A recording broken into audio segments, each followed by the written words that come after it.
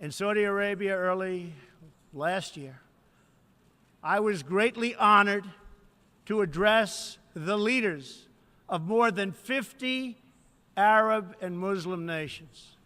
We agreed that all responsible nations must work together to confront terrorists and the Islamic extremism that inspires them.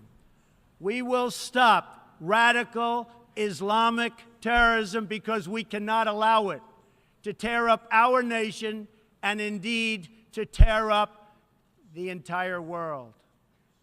We must deny the terrorists safe haven, transit, funding, and any form of support for their vile and sinister ideology. We must drive them out of our nations. It is time to expose and hold responsible those countries who support and finance terror groups like Al-Qaeda, Hezbollah, the Taliban, and others that slaughter innocent people. The United States and our allies are working together throughout the Middle East to crush the loser terrorists and stop the reemergence of safe havens they use to launch attacks on all of our people. Last month, I announced a new strategy for victory in the fight against this evil in Afghanistan.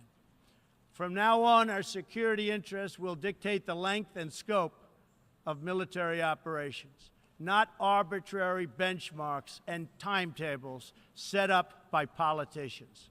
I have also totally changed the rules of engagement in our fight against the Taliban and other terrorist groups.